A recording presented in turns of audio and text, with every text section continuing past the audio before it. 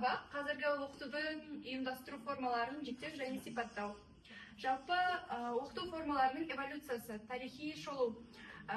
Білім беру формаларының қоғамдық дәуірмен бірге үнемі өзгеріп отырады. Яғни бұрынғы кездерден қазіргі цифрлық кезеңге дейін білім беру бағдарламалары көптеген эволюцияларға ұшырады.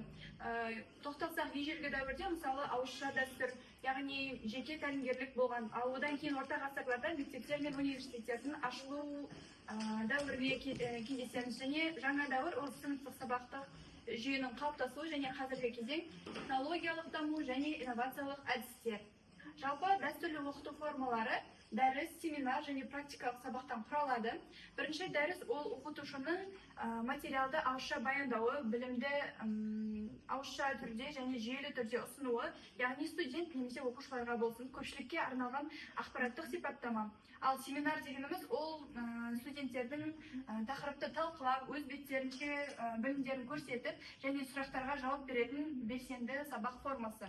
Және практикалық сабақ ол теориялық білімді нақты жағдайда қолдануға бағытталған, яғни дағдыларды қалыптастыруға көмектесетін сабақ.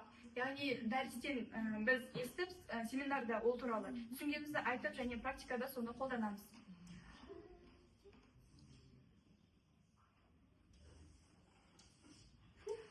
Инновациялық оқыту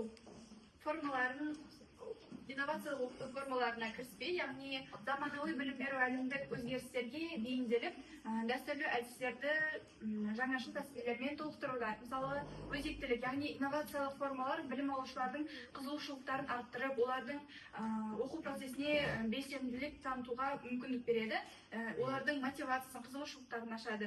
Тиімділігі олар сын тұлғасынан ойлауды, мәселелерді шешуді және командада жұмыс істеуді, немесе жұпта жұмыс істеуді үйреніп, сондай бір командалық дағдыларын дамытады.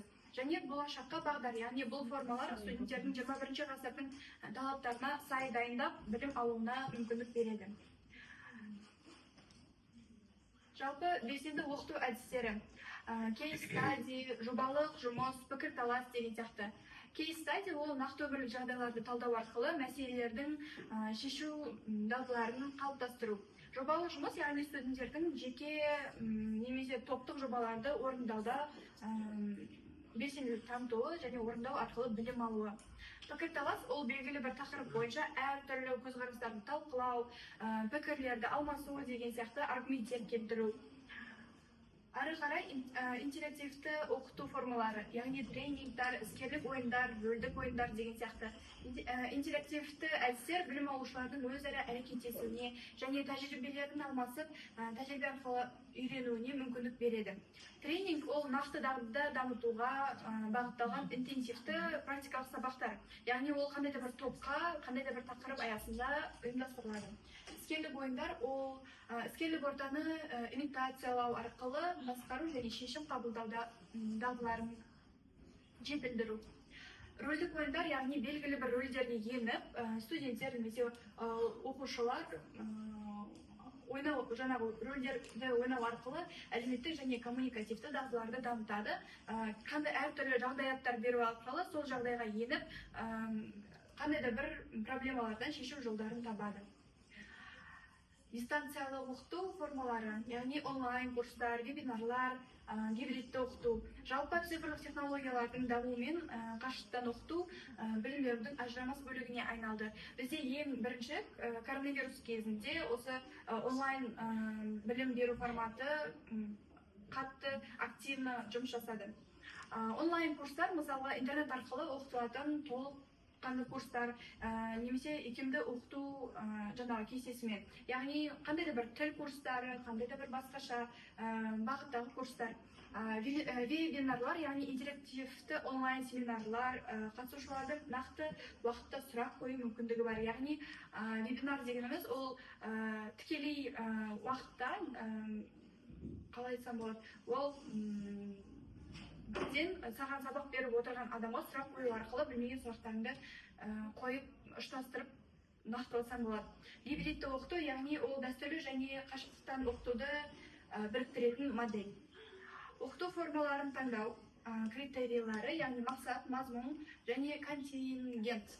Тиімді оқыту үшін дұрыс форманы таңдау маңызды.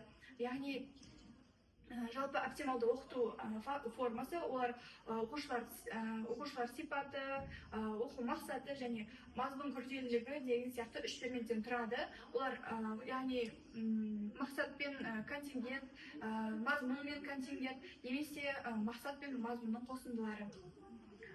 Жалпы оқу мақсаттары білім берудің түпкі нәтижесіне жету үшін қандай форма тиімдірек және мазмұнның күрделілігі ол тақырыптың тереңдігі мен күрделілігі оқыту формасына әсер етуі және оқушылардың контингенті, яғни оқушылардың жасы, дайындық деңгейі, оқу стилі ескерілуі керек, яғни жас ерекшелік деген сияқты. Немесе басқа да ерекшеліктері. Тиімді оқыту формасын ұйымдастырудағы мұғалімнің рөлі, яғни ұйымдастырушылық қабілеті, яғни оқу процесін жоспарлап, басқару және қызықты нәрселерді өткізе алуы, жетекшілік, яғни оқушыларға бағыт-бағдар беріп, өзінің құзыреттілігін қолайлы қолдану. Немесе мотиватор, оқушылардың қызығушылығын оятып, ынталандыру, олардың жақсы әрекеттеріне мақтаулар айтып, оларды қызығушылықтарын арттыру. Және инноватор, яғни жаңа әдістер мен технологияларды енгізу. Қорытындыласақ, болашақ білім берудегі оқыту формаларының маңызы, оқыту формаларының дұрыс таңдалуы мен тиімді қолдануы білім беру сапасының артуына шешуші рөл атқарады. Мысалы, жекелендіру ол әр оқушының қажеттілігіне сай оқыту. Кейбір оқушылардың білім деңгейі өте жоғары болса, кейбіреулерінікі төмен болуы мүмкін деген сияқты. Ынтымақтастық, яғни бірлескен жұмыспен өзара әрекеттесу, яғни топтастыру, жұптастыру деген сияқты оқушылардың бір-бірімен қарым-қатынас жасауын, коммуникациясын бекіту. Технологиялық интеграция, яғни цифрлық құралдарды білім беруге енгізу, яғни неше түрлі анимациялар, видеолар, видео сабақтар деген сияқты. Және үздіксіз даму, өмір бойы білім алуға ынталандыру, яғни оқушыларға немесе студенттерге білім алудың маңызын барынша жеткізе алу.